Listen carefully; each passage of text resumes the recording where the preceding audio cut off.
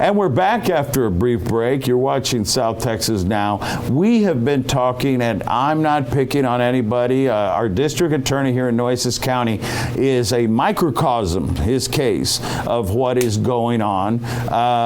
Looking at our leaders, and is this about one leader, or is this about a huge political agenda to shift to the right, and even zooming more out, being lenient on people?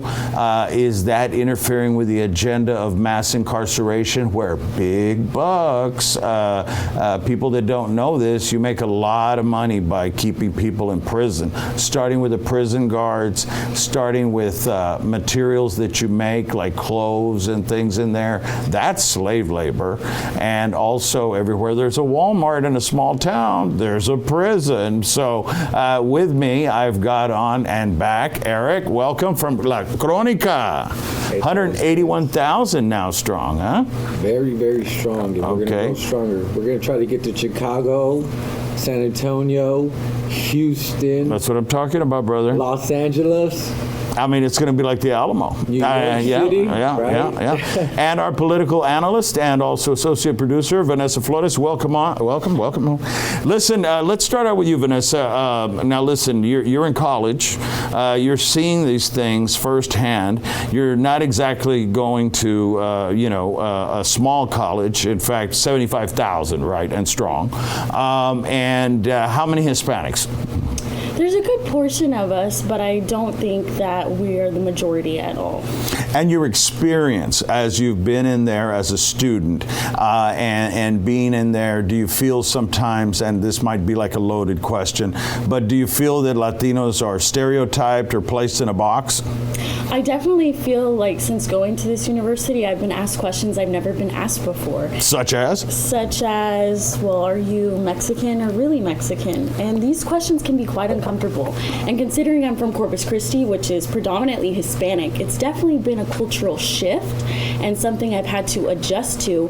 But as I've stated before, being asked these types of questions are inevitable when you go into the workplace, and you just have to be ready for it and ready to adapt and ready to answer and respond respectfully, because sometimes it's not their fault. Sometimes they don't, have that cultural understanding that sometimes those questions aren't okay, and it's all part of a learning process. College isn't just education. It's learning, not just academic education, but learning how to interact with people altogether, socially as well. In the words of my best friend Jeff Haas, 1998 law school, Big Joe, you're about the first Mexican that's ever been my best friend. That was it. I didn't really imitate him too well. Sorry, Jeff, but it was true. Where he was from, there was like a bubble. Here too is a bubble where people that don't leave South Texas, they don't know the outside world and are used to and comfortable with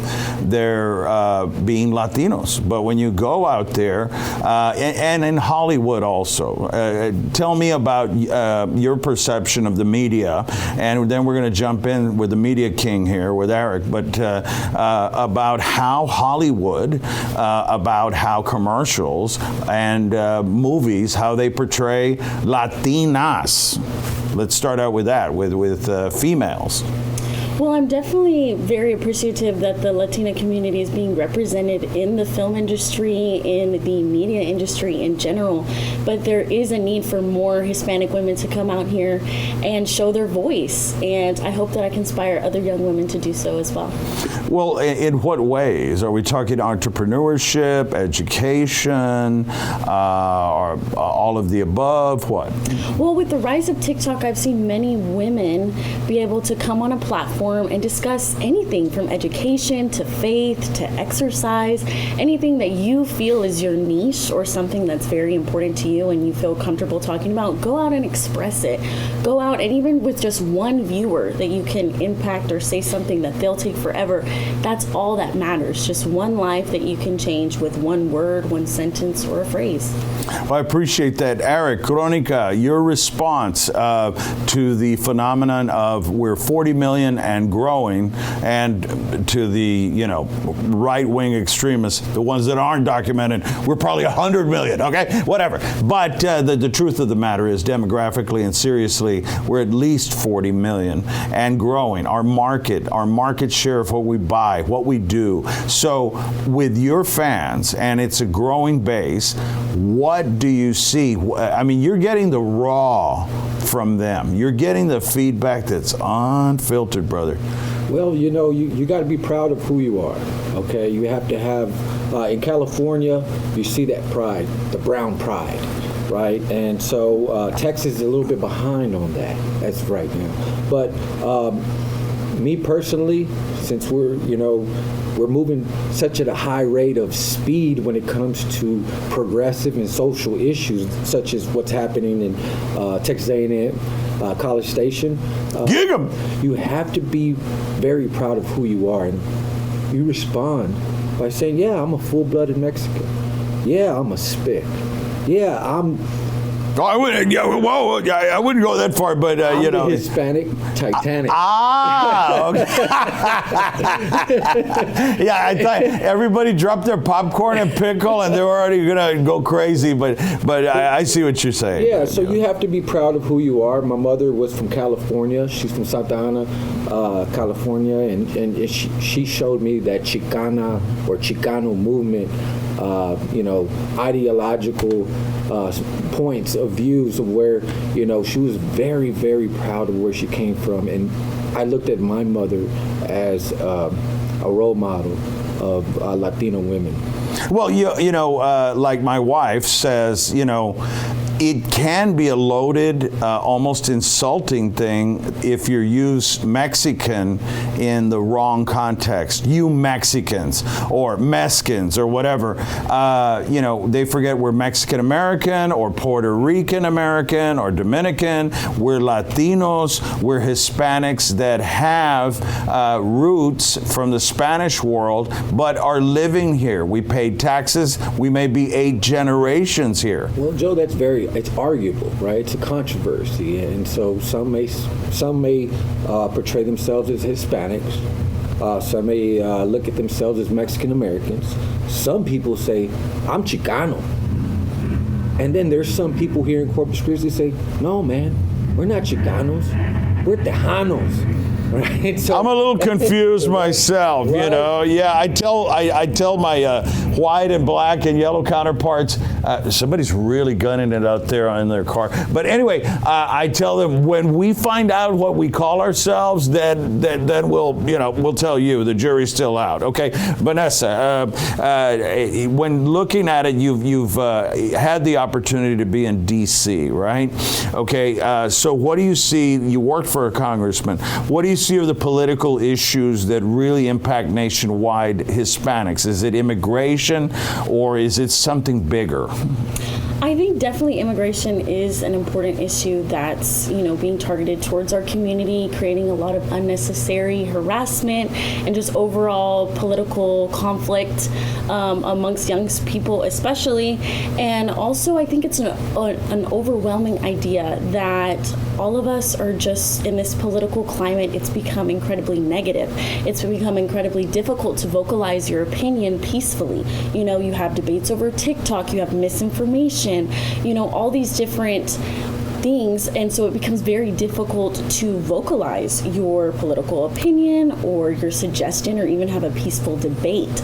And that makes young people not even want to participate in politics in general, which is a rising issue because we're the next generation of voters. We're the next generation of leaders. And if we're afraid to even get involved in politics, then where does that lead us in our future? Who's going to lead us? Because soon it's not just the older generation's problem anymore. It's ours. It's ours to lead our country, our community, our district. And so it's important for us to get involved, but to start by doing that, we need to become more educated and more, respectful in regards to politics, because it is someone's belief, but it doesn't need to become something negative and disruptive and just overall turn people away.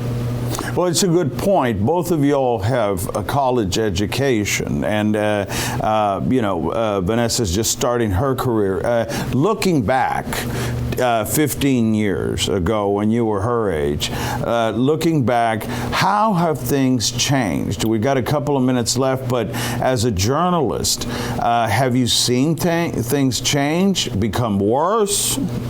Well, it's about the same. I was arrested in my political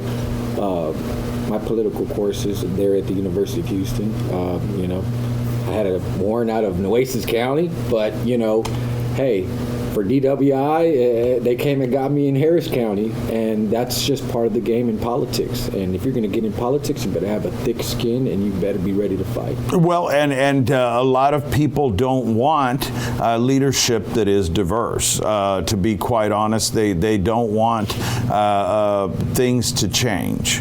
And that can be whether you're in Baltimore or whether you're in California. 30 seconds each. Vanessa, what message would you like to tell people your age and people my age and in between about what we can do to educate people about our culture in a positive way?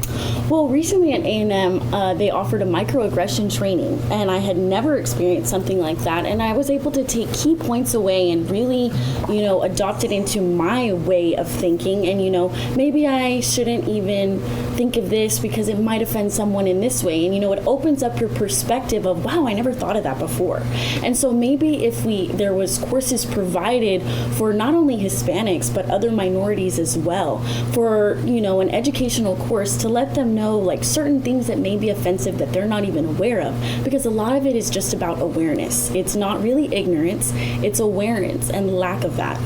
Well, 30 seconds left, Cronica, and you guys, Eric, you guys are growing strong and going through Chicago, Houston, blowing through LA. You're reaching a lot of people.